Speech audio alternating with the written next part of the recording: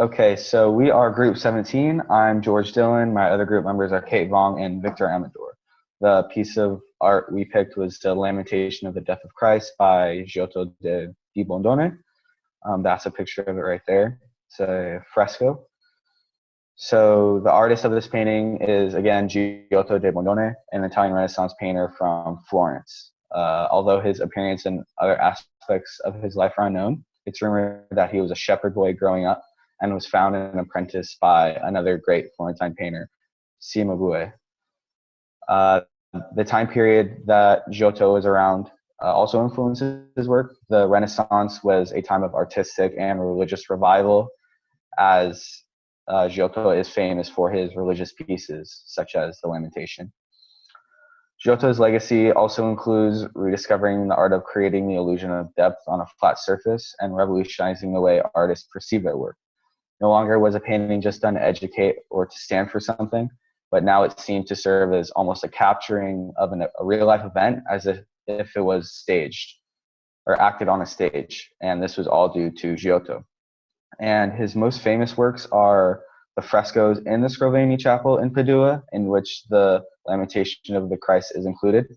And in this chapel, all of the work done was commissioned by Enrico Scrovegni, who was a wealthy Paduan banker at this time. So again, the title of the fresco is The Lamentation of the Death of Christ. We can see Christ in the middle with his supporters kneeling beside him and the angels up above. And there's a sort of symbolism there, as you can see the humans kneeling next to him do have grief, but it's more subdued, and their emotion is more subdued, which is kind of a symbol of their like human traits, while the angels up above are more enthusiastic and more emotional, which is kind of relating to the angel's supernatural kind of state. And this scene of Christ laying in the arms of his supporters and the angels weeping from above is an important scene in the story of Christianity. And to Christians, and what we can assume Giotto himself being a Christian, this scene is one of the most recognizable and emotional depictions of Jesus Christ.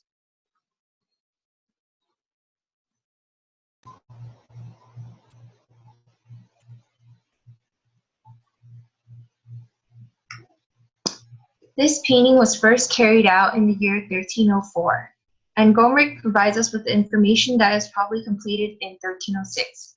Clearly, this happened during the Italian Renaissance. Therefore, the events that happened during this time period are relevant to the painting. Giotto lived in northern Italy, specifically in Florence. Before the Italian Renaissance, during the late Middle Ages, northern Italy and upper central Italy were caught in a power struggle. The warring city-states in those areas wanted to take over each other, but only the more wealthy city-states succeeded, since they were able to hire mercenaries. On the other hand, southern Italy was excluded from these battles, since that region was not as wealthy as the previous regions.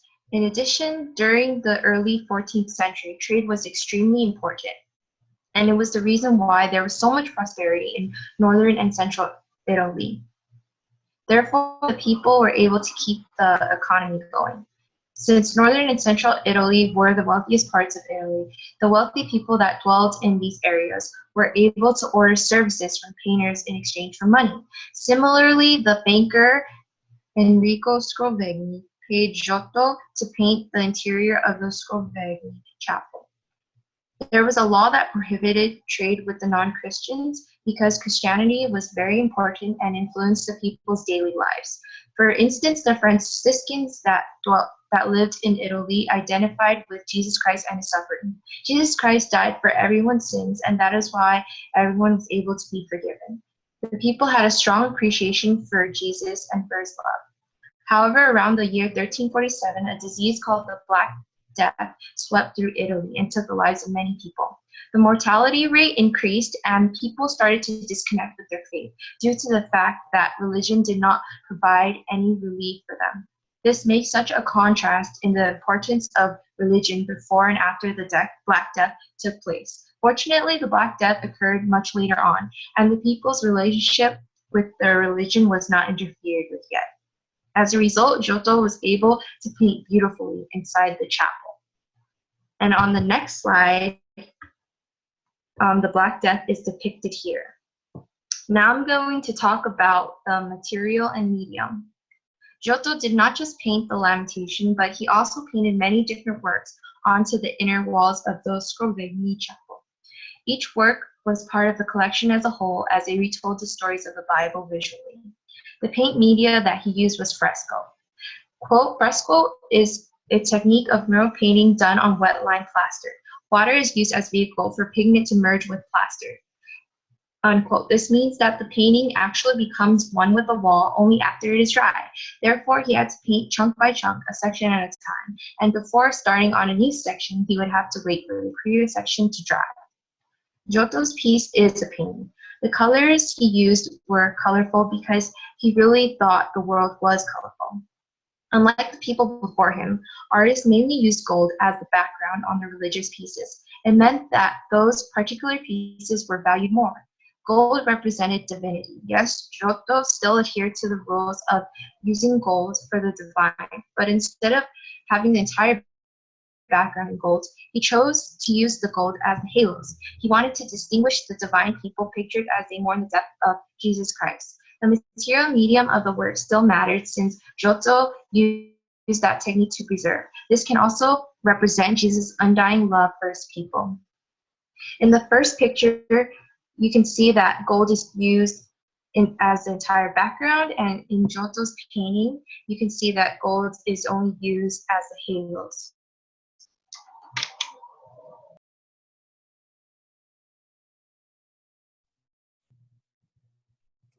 The Lamentation measures 185 centimeters by 200 centimeters.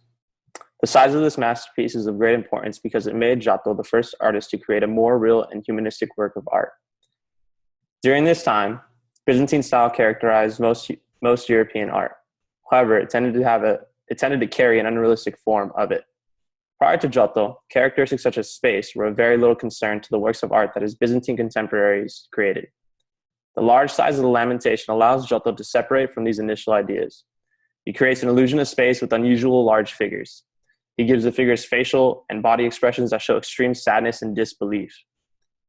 He also makes their clothing drape naturally.